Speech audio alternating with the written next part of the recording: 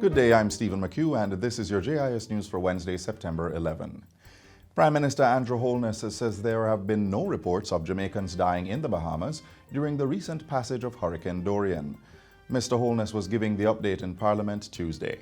The Category 5 hurricane devastated the Great Abacos and Grand Bahama Islands in the Bahamas, leaving at least 50 persons dead.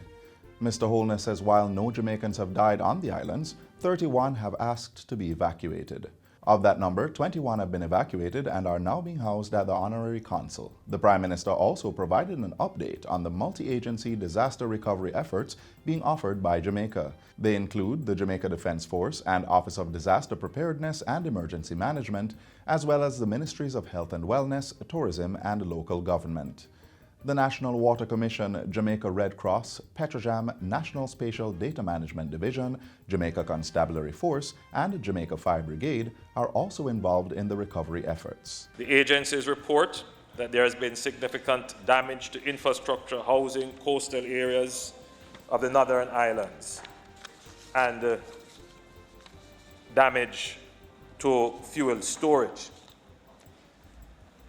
The emergency response so far has included rescue and recovery operations, and these continue. Jamaica's Disaster Assistance Relief Team has been in the Bahamas since Saturday and have started to build temporary housing for victims. The team will also assist with the establishment of relief distribution areas, aid convoy protection, clearing of distribution routes, conduct key point protection, help with security tasks, and re-establishment of power supply.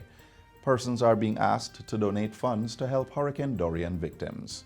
The government of Jamaica has established a donations account to support our brothers and sisters who have been affected in the Bahamas.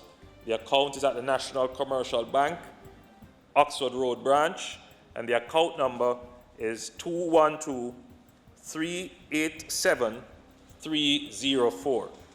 The name of the account is OPM Donation Account. In the meantime, the United Nations Development Program, UNDP, has released an initial $200,000 in emergency funding to the Bahamas. The UNDP says the funds will support debris and waste management, housing and building damage assessments, as well as the National Recovery Strategy. A team of experts from the UNDP have been deployed to assist in the design of a program tailored to the recovery needs of the Bahamas. In other news, within the next 50 days, the JISCO-owned alumina refinery in Nain, St. Elizabeth will undergo modernization and expansion works. Following this, alumina production at the refinery will be temporarily suspended. Minister of Transport and Mining Robert Montego says JISCO has identified scope for significant improvement in energy efficiency. I wish to remind this House and the people of Jamaica that the modernization and expansion program will be one of the largest investments in the history of this country. Total investment is projected at $1.1 billion when fully completed. Minister Montego was making a presentation to the House of Representatives yesterday. He promised to continue monitoring developments at the refinery. The Entertainment Ministry will be submitting recommendations to its national security counterpart for amendments to the Noise Abatement Act. Entertainment Minister Olivia Grange has met with stakeholders in the industry to discuss proposals for amending the legislation. This follows calls from members of the entertainment industry for changes to the Act, as well as the establishment of special entertainment zones. Minister Grange says she has put forward proposals regarding the days and hours that would be approved for entertainment events, extension of hours, the establishment of entertainment zones, and other relevant matters. The minister has told stakeholders that she's also working hard to find solutions to address the ongoing conflict between the police and the dancehall fraternity. She has given a commitment to consult with the relevant government authorities, including the Minister of National Security and the Commissioner of Police, and report back to the group on a recommended way forward. The way has now been cleared for Gordon Town Square in St. Andrew to be officially renamed in honor of the late cultural icon Louise Bennett Coverley, affectionately known as Miss Lou.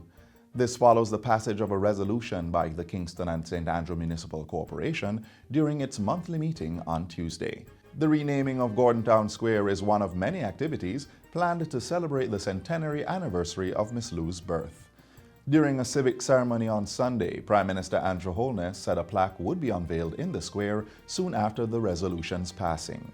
In the meantime, he has charged the municipal corporation and the culture ministry to partner with property owners in the square to further develop the area as an attraction for local and overseas visitors. We should now seek to improve the facade and put in place the necessary infrastructure so that if we bring tourists in, or bring in our own Jamaicans, our own students to come and appreciate and understand the culture, that they can be appropriately accommodated, that they can be hosted, and that they can possibly interact with some of our works, either digitally or through other forms. And finally, tributes flowed in Parliament Tuesday for 3 former members of Parliament who passed away recently.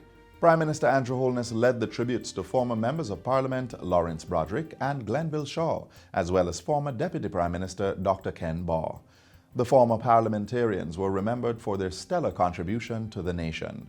Mr. Holness also reflected on Dr. Baugh's passing, saying he was never about power, but service. Right throughout Ken's life, and reflected in the tributes that have been given here, is that in Jamaican terms, you would describe Ken as a nice man.